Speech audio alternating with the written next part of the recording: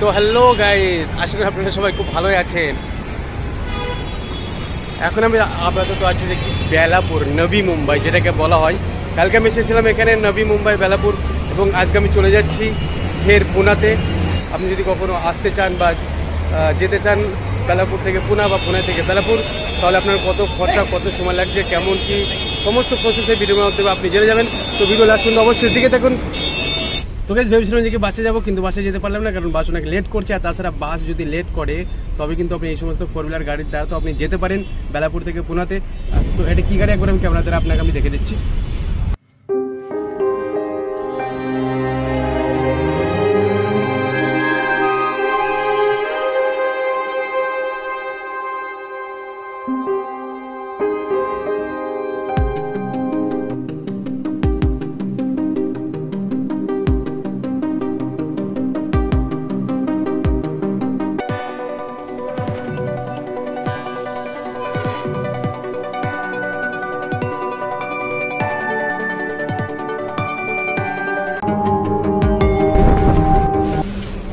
তো গাড়ির ভিতরে অনেকক্ষণ থেকে বসে আছি, তো এবার ভাবছি কিছু একটা নাস্তা বাস্তা করি। এই গাড়িটা আসছে গাইস, এই গাড়িটা থেকে যাচ্ছি আমরা। তো এনিওয়ে ভাবছিলাম ওয়াটাপাও কিছু একটা নাস্তা মানে ছোটো মোটো নাস্তা মানে করতে হবে। তাই দেখো ওয়াটাপাও তো একটা ওয়াটাপাওয়ের দাম এখানে হচ্ছে ঠিকটা 15 টাকা একটা ওয়াটাপাওয়ের দাম। তাছাড়া এর আগে আমি ভিডিওতে দেখিয়েছিলাম ওয়াটাপাও কি জিনিস, আপনারা অবশ্যই সব জানেন। ওয়াটাপাওটা খেয়ে নিই, পেটটা একটু শান্তি পাবে, ফের গাড়িতে বসবো, ফের ড্রাইভিং শুরু।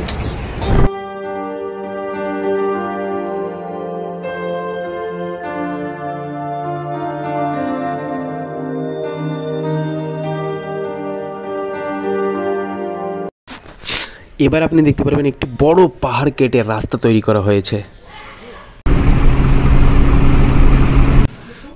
কি লাগছে, মানে প্রচন্ড সাউন্ড আসছে ভিতর থেকে, মানে একটি বড় পাহাড়, তো পাহাড়টাকে কেটে এই রাস্তাটা তৈরি হয়েছে। মনে হচ্ছে যেন আমরা রাত্রিতে যাচ্ছি, কিন্তু এটা রাত্রি নয়, এটা দুপুরবেলাতে চারিদিকে লাইট চলছে, আপনি দেখতে পাচ্ছেন। আপনি যখনই বেলাপুর থেকে পলে আসবেন অবশ্যই এই পাহাড়টি আপনি দেখতে পারবেন। দারুণ পাহাড়, ও মাই গড, বিশাল সাউন্ড আসছে পাহাড়ের ভিতর থেকে। এবার আপনি দেখুন কোন পাহাড়টা আপনাকে আমি দেখাচ্ছি, ওই পাহাড়টা।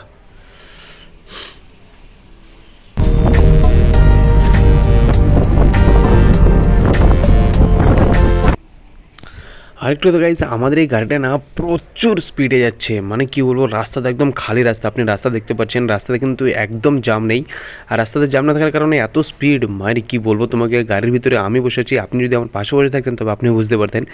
আর রোড তাছাড়া দেখছি যে কি বেলাপুর থেকে পুনে আসে যে রোডটি না সবসময় খালি থাকে এরকম, আমি জিজ্ঞেস করলাম, তো হ্যাঁ সত্যি রোডটা একদম খালি। আমরা কিন্তু দুপুরের দিকে আসছি, আর তাছাড়া শুনলাম যে কি বৈকালের দিকেও যে এত ভিড় হয় তা নয়, এই রোডটা সবসময় খালি থাকে। মানে আপনি যদি খুব তাড়াতাড়ি কোনো জায়গায় যেতে চান, বেলাপুর থেকে পুনার দিকে আসতে চান, তাহলে কিন্তু আপনি খুব তাড়াতাড়ি ভিতরে পৌঁছাতে পারবেন, বিকজ রোডটা সত্যিই খালি, আপনি দেখতেই পাচ্ছেন।